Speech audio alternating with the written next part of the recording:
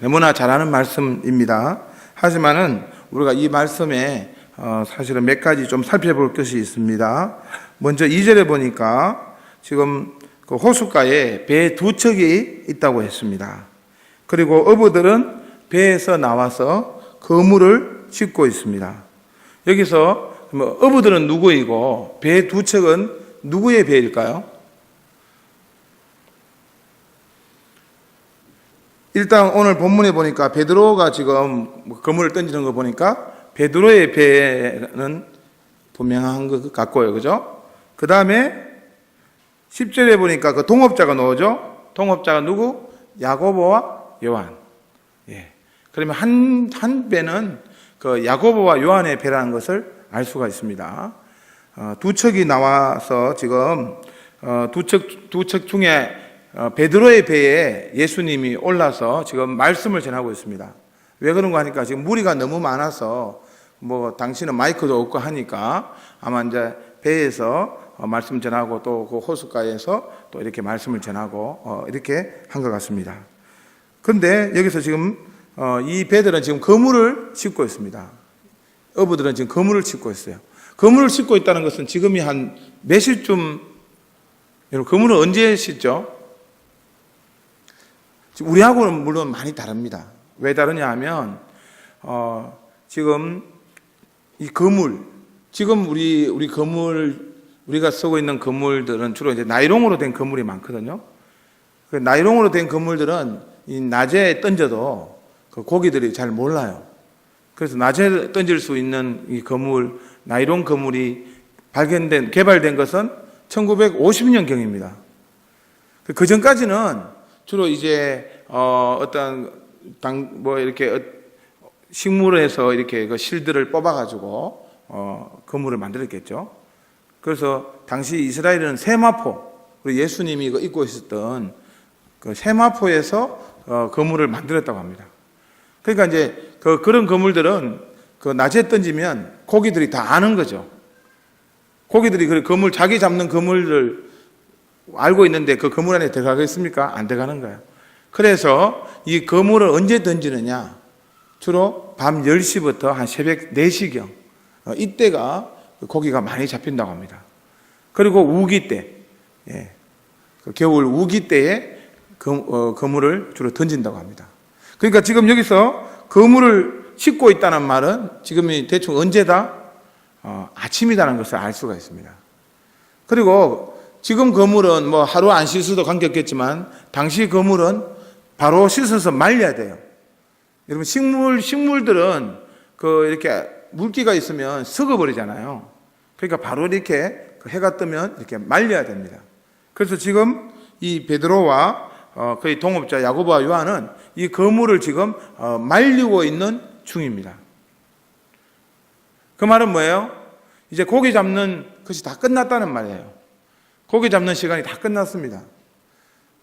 그런데 자기들은 밤새도록 이렇게 그 고기 잘 잡히는 시간, 그 장소에 가서 고기를 잡았습니다.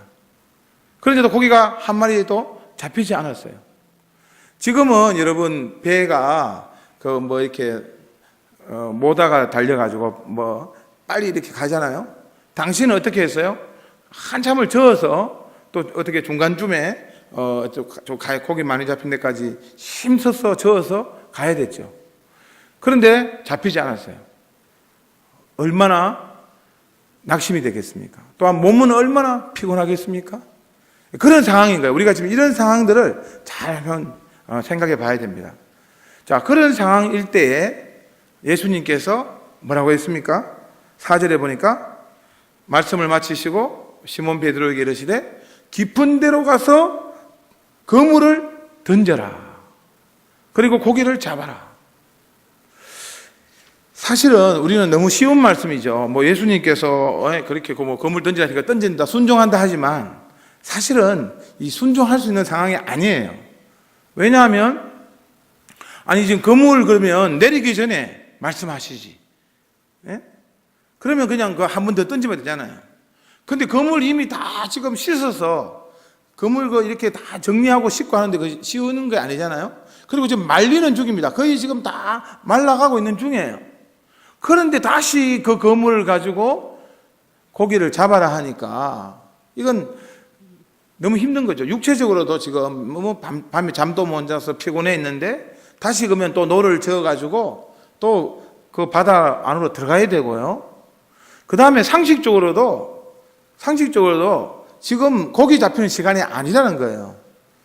밤 8시, 10시부터 새벽 한 4시까지 고기가 잘 잡히는 시간을 자기들이 알고 있는데, 근데 거기에 그물을 던지라 하니까 그것도 맞지 않는 것입니다.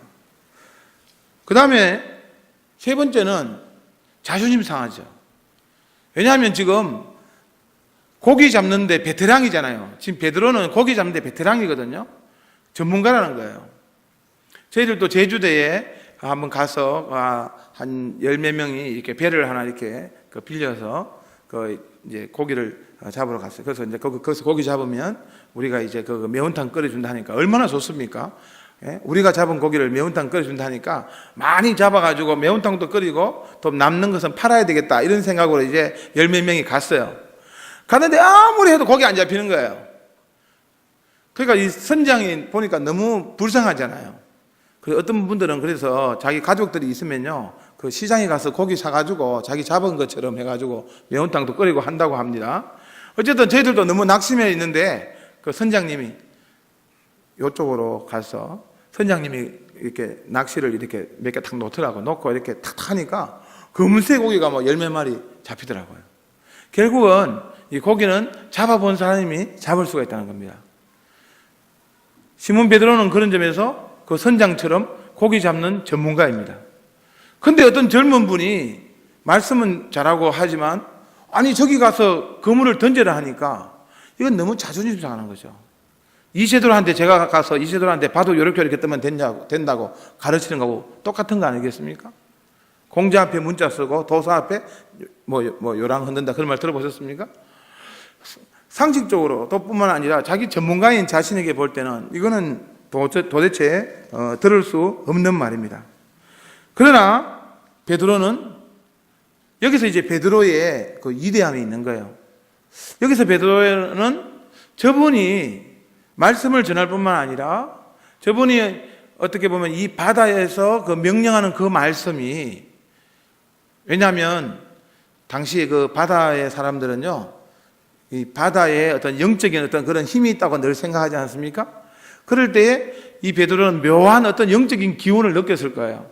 그래서 저 선생님의 말씀에 한번 순종해 보자 그런 생각이 들었을 겁니다. 그래서 베드로는 그물을 던졌습니다. 깊은 데로 가서 그물을 던졌습니다.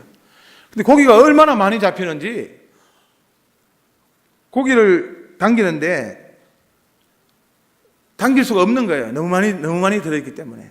그래서 자기 동업자도 불러가지고 고기를 이제 배 안으로 이제 끌어올렸는데 그 고기가 얼마나 많은지 베드로의 배도 넘쳐가지고 그 동업자의 배까지 나누어 담을 정도로 큰 어떤 고기를 잡은 것입니다.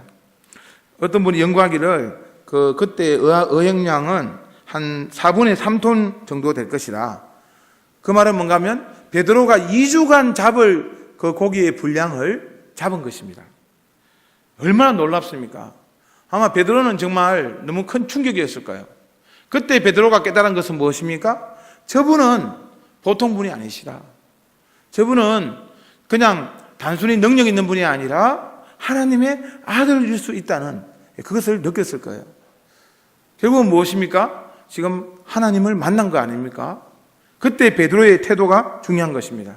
베드로는 어떻게 했습니까? 8절에 보니까 시몬 베드로가 이를 보고 예수의 무릎 아래 엎드려 이르되 주여 나를 떠나소서 나는 죄인이로소이다. 베드로는 그 주님 앞에 엎드린 것입니다. 주님 나를 떠나십시오. 나는 죄인입니다. 이 말은 무슨 뜻입니까? 정말 예수님 이제 가십시오. 그 말 아니죠. 예수님 감당하기에 너무나 벅찬 분이십니다. 제가 지금 하나님 앞에 서 있는데 도저히 정말 두려워서, 왜냐하면 나는 죄인이기 때문에 그 하나님 앞에 설 수가 없습니다. 여러분, 우리가 있잖아요. 하나님을 진심으로 만나게 되면 하나님 앞에 부들부들 떨리는 것입니다. 하나님, 왜냐하면 이 우주를 만드시고 역사의 주인이시고 지금도 모든 것의 주인 되신 그 하나님이 나에게 찾아왔을 때 우리는 그것을 감당할 수가 없는 것입니다. 그래서 이사야 6장에 보면 이사야는 뭐라고 했습니다? 뭐라고 했습니까? 하루다 내가 참 망하게 되었도다. 그렇게 했죠. 바울은 예수님 만나는 순간에 거의 혼절했잖아요. 자, 이런 것은, 이런 태도는 어떻게 보면 주님께 보실 때는 참 좋은 태도 같아요. 주님을 만나고 났을 때에 정말 겸손하게 회개하는 그런 태도. 그런 태도를 주님께서는 보시고 10절에 보니까 그 베드로에게 사명을 주십니다. 너는 이제 사람을 낚는 어부가 되겠다. 주님 앞에 진정한 회개가 있으면요, 주님은 사명이 던져집니다. 주님을 제대로 만나면 사명을 받습니다. 사도 바울이 사도행전 22장에 보면 예수님을 만났다고 했죠. 그럴 때 주여 니시오니까 그때 주님께서 나는 네가 핍박하는 예수라. 베드로는 주님을 만난 거예요. 바울은 주님을 만난 거예요. 예수님을 진심으로 만난 거예요. 자기가 인생을 통해서 주라고 잘못 알고 있던 것에서 이제는 진정한 주인인 예수님을 만났습니다.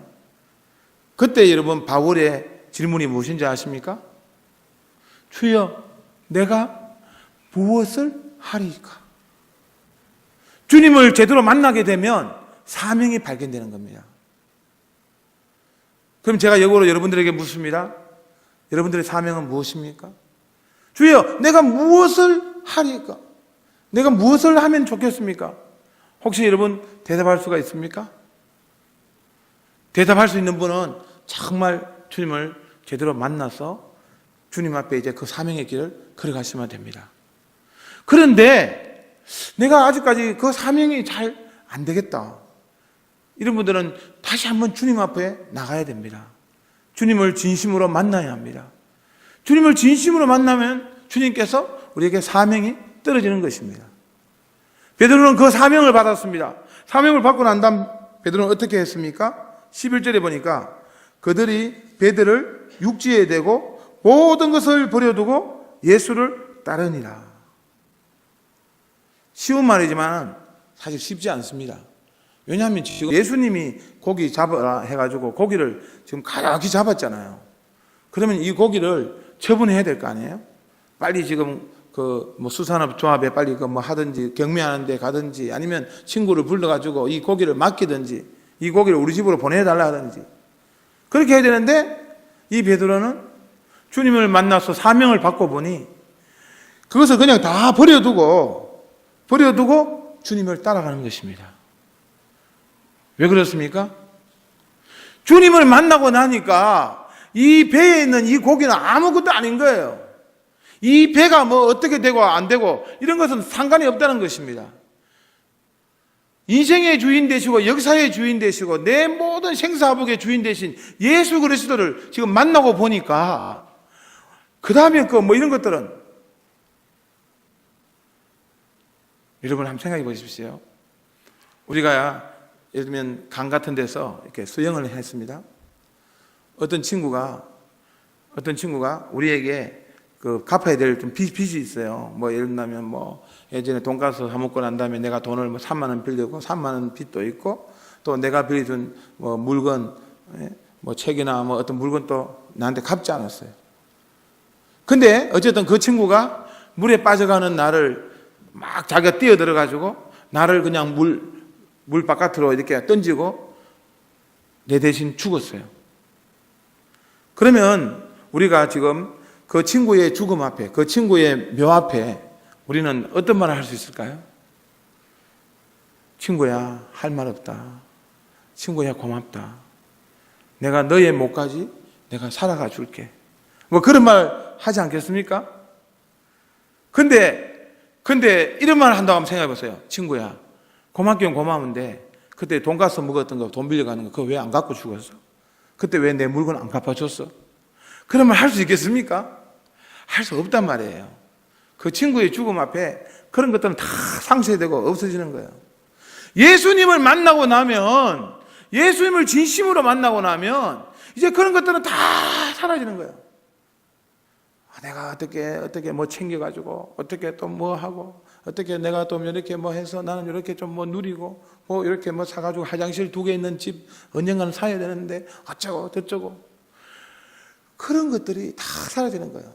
버려두고 주님을 쫓을 수밖에 없는 이 베드로의 자세가 되는 거예요. 그런데 우리는 왜 모든 것을 버려두고 쫓을 수 없습니까? 2가지 중에 한 가지예요. 하나는 우리는 진짜 욕심쟁이, 진짜 아직까지 아직까지 나의 세상에 가득 차 있는 욕심쟁이거나, 아니면 진심으로 주님을 만나지 못했거나. 우리는 오늘 이 자리에서 한번 확인해 봐야 되겠습니다. 여러분, 혹시 깊은 데로 갔습니까? 깊은 데로 가라는 주님의 말씀에 따라서 정말 깊은 곳으로 갔어. 정말 인생의 깊은 곳으로 가서 주님을 정말 진심으로 만났습니까? 주님을 만나기 위해서 나의 세계관, 나의 생각, 나의 처세술, 이걸 다 내려놓았습니까? 그리고 주님 앞에 섰습니까? 여러분, 야곱 보십시오. 야곱은 얼마나 자기 처세술, 자기 생각, 자기 경험이 많았습니까?